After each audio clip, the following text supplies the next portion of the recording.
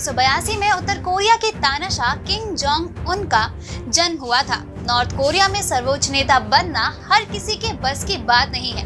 इसके लिए एक खास वंश से संबंध होना जरूरी है। इसे बेगडू वंश कहा जाता है।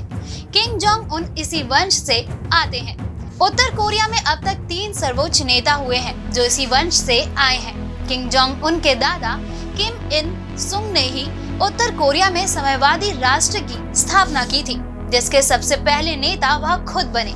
किम इल सुंग 1948 से 1994 तक उत्तर कोरिया के सर्वोच्च नेता रहे, जिसके बाद उनके बेटे किम जोंग इल ने उनका पद संभाला।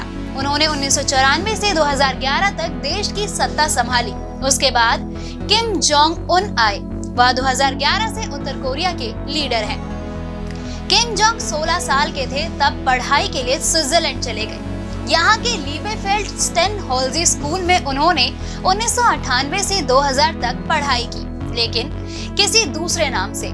इस स्कूल में किम जोंग उत्तर कोरियाई एम्बेसी के एक कर्मचारी के बेटे के तौर पर पढ़ने गए थे, जहाँ उन्होंने अपना नाम पाक उन रखा था। उनके मार्क्स भी अच्छे नहीं आते थे। किम जोंग के बारे में जानने वाले बताते हैं कि वह जब छोटे थे तो कार चलाने के योग्य नहीं थे, तो उनकी जिद पर कार को उनके हिसाब से मॉडिफाई कराया गया था, जिससे वे इसे चला सके। दूसरों पर रौब दिखाने के लिए 11 साल की उम्र में उसे पिस्तौल थमा दी गई थी। इस पिस्तौल से वे दूसरों को डराता और धमकाया करता था। किम जोंग के मन में बचपन से ही राज करने की प्रवृत्ति देखने को मिलती थी। वह कमजोर बच्चों को अक्सर मारता था और अगर कोई उसका कहना नहीं मानता तो वह उसके साथ बुरा व्यवहार किया करता था। अपने पिता की मौत के बाद ही किम जोंग ने अपने आप को 28 दिसंबर 2011 को उत्तर कोरिया का तानाशाह बना लिया और उसकी आधिकारिक घोषणा भी कर दी।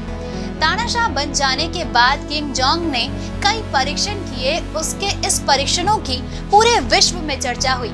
कुछ परमाणु परीक्षण किए जाने पर अमेरिका सहित अन्य देशों ने चिंता भी जाहिर की। किम जोंग बचपन से ही जर्मन देश को पसंद नहीं करता था। अगर उसके साथ पढ़ने वाला कोई छात्र जर्मन बोलता था तो किम जोंग उसे खूब मारता था। बुरा बर्ताव करने के लिए वह उनके ऊपर थूक भी देता था, जिससे कोई दोबारा उसके सामने जर्मन न बोले। इसी वजह से स्कूल में ही उसे तानाशाह का नाम दे दिया गया, क्योंकि उसकी बातें भी एकदम तानाशाही वाली ही थी। इस वजह से जल्द ही यह नाम प्रचलित भी हो गया। एक बार जब किम जोंग प्रसिद्ध हो गया तो भला उसको कौन रोकता। यही कारण रहा कि उसकी उसी समय की हासिल की गई तानाशाह की पदवी आज भी बरकरार है, बल्कि अब वो और भी क्रूर हो चुका है। आप किम जोंग उन की तानाशाही का अनुमान इस बात से लगा सकते हैं कि उसने अपने पिता और देश के पूर्व तानाशाह किम जोंग इल की 10वीं बरसी पर तुगलकी फरमान जारी किया। इसमें लोगों को हंसने, शॉपिंग करने और शराब पीने पर रोक लगा दी गई थी। किम ने उस दिन से अगले 11 दिन तक के लिए देश में राष्ट्रीय शोक घोषित किया था। वहीं प्रतिबंध के 11 दिन के दौरान अगर किसी की मौत हो जाती है तो उसका परिवार जोर से रो भी नहीं सकता था। शोक की अवधि पूरी होने के बाद ही लाश को अंतिम संस्कार के लिए ले जाया जा सकता है।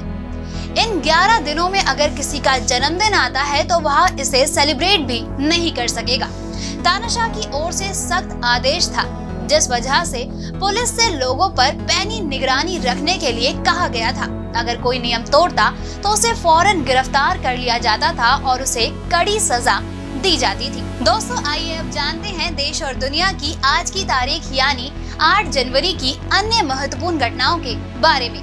आज ही के दिन सन 1790 में अमेरिका के प्रथम राष्ट्रपति जॉर्ज वॉशिंगटन ने पहली बार देश को संबोधित किया था। वहीं सन 1884 में धार्मिक और समाज सुधारक केशव चंद्र सेन का जन्म हुआ था। सन 1929 में भारतीय अभिनेता सईद जाफरी का मेलरकोटला में जन्म हुआ था। साथ ही नीदरलैंड और वेस्टइंडीज के बीच पहला टेलीफोन संपर्क स्थापित किया गया था। आज ही के दिन 8 जनवरी को 1942 में प्रसिद्ध ब्रिटिश भौतिकी विज्ञान स्टीफन हॉकिंग का जन्म हुआ था। साथ ही सन 1952 में जॉर्डन ने संविधान अपनाया था। वहीं साल 1995 में समाजवादी चिंतक और स्वतंत्र सेनानी मधु लिमये का निधन हुआ था। आज ही के दिन साल 2001 में आइवरी कोस्ट में विद्रोह नाकाम हुआ था। वहीं साल 2003 में श्रीलंका सरकार और लिट्टे के बीच नकोन-पथोम में बातचीत शुरू हुई थी। साल 2009 में कोस्टा रिका के उत्तरी क्षेत्र में 6.1 तीव्रता के भूकंप में 15 लोगों की मौत हो गई और 32 घायल हुए थे। आज ही के दिन 2017 में इजराइल के यरूशलेम में ट्रक से हमले में कम से कम 4 सैनिकों की मौत और 15 घायल हुए थे। दोस्तों, अगर आपको हमारा ये वीडियो पसंद आया हो तो इसे अपने दोस्तों के साथ भी जरूर शेयर करें और अगर आपके पास हमारे लिए कोई भी सवाल है तो उसे कमेंट में लिख के हमें जरूर बताएं। जल्द ही आपसे फिर मुलाकात होगी एक नई वीडियो पे एक नए एपिसोड के साथ। तब तक के लिए नमस्कार।